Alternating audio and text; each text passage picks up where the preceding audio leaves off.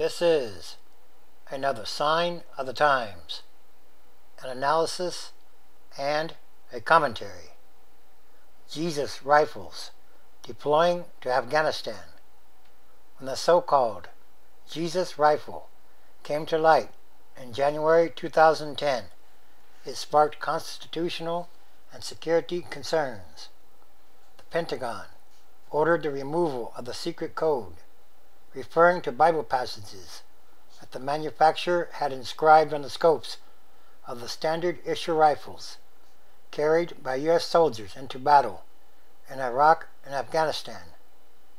Nearly 3 years later, despite the military's assertion that it is making good progress, the code remains on many rifles deploying to Afghanistan, which some soldiers argue is endangering their lives by reinforcing suspicions that the United States is waging a crusade or holy war against Muslims. I honestly believe that this is a dangerous situation. It literally could be a matter of life and death for a soldier if he fell into the wrong hands, said an Army officer from Fort Hood, Texas.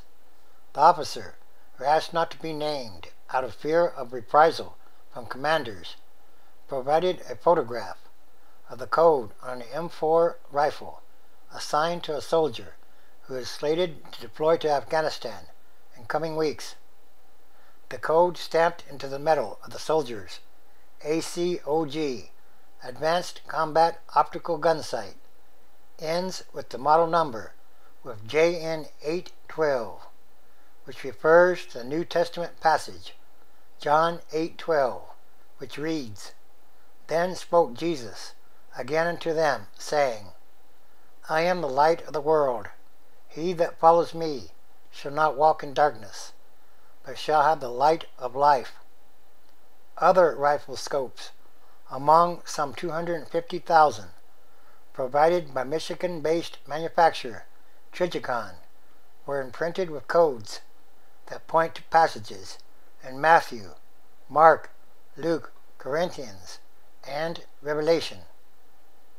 Trijicon reportedly had been following this practice for at least 2 decades, and it was well known to gun enthusiasts. But these scopes attached to M4 assault rifles used by U.S. troops, allies, and Afghan and Iraqi forces being trained by the U.S. military. The Military Religious Freedom Foundation, a non-profit group that aggressively pursues the separation of church and state in defense institutions, first flagged the issue in late 2009 after receiving scores of complaints from active-duty military members. The military first said it was unaware of the biblical code. Then General David Petraeus, formerly the head of U.S. Central Command overseeing U.S. forces in Iraq and Afghanistan, in January 2010, issued a press release saying he was very concerned to learn of the biblical markings, which were contrary to U.S. Central Command guidance. Our mission is to protect the population we're serving and establish conditions for security, stability, and development, and we strive to do that while remaining sensitive to the cultural and religious norms of the populace we are supporting, he said.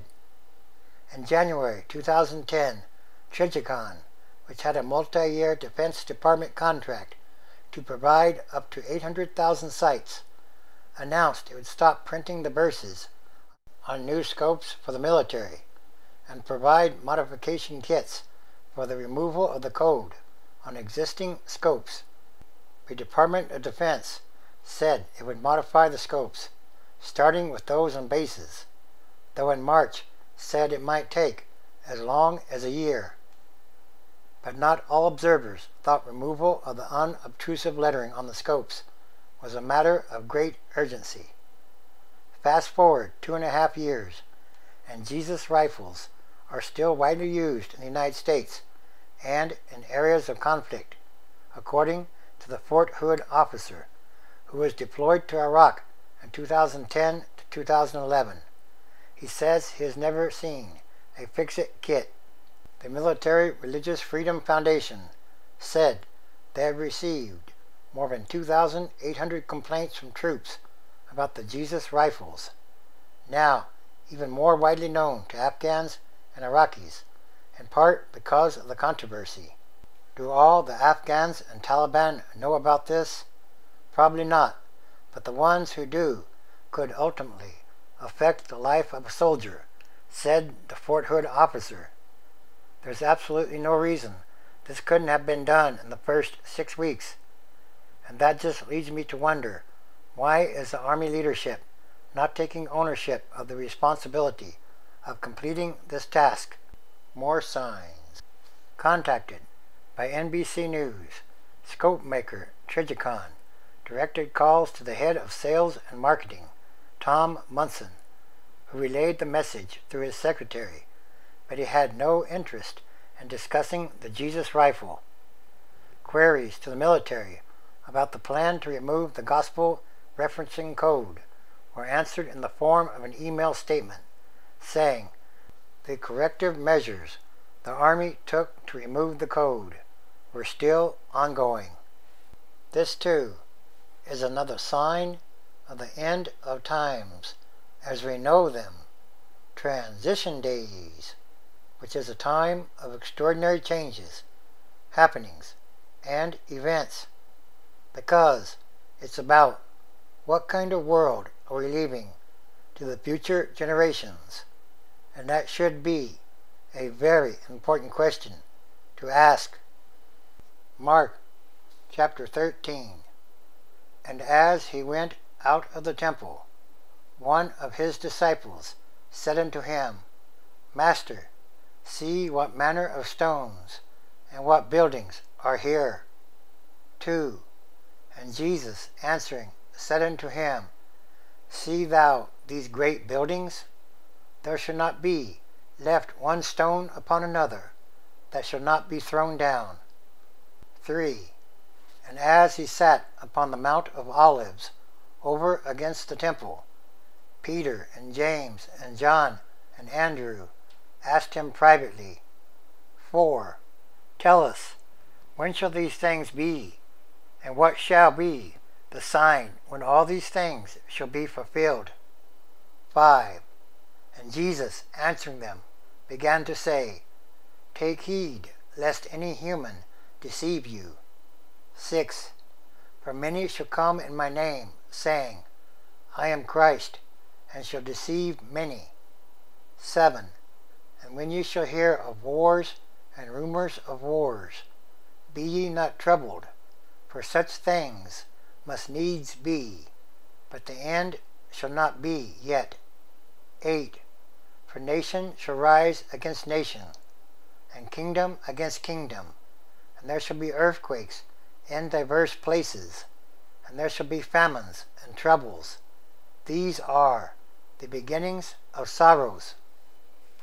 Luke chapter 21, verse 25.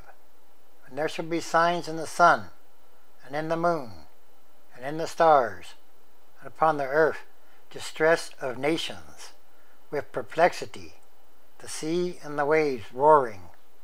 26. Humans' hearts failing them for fear, and for looking after those things which are coming on the earth, for the powers of heaven shall be shaken. 27. And then shall they see the Son of Man coming in a cloud, with power and great glory. 28. And when these things begin to come to pass, then look up and lift up your heads, for your redemption draws near. It's time for prophecy to be fulfilled. Everything is connected, and everything is numbered, and all these are more signs.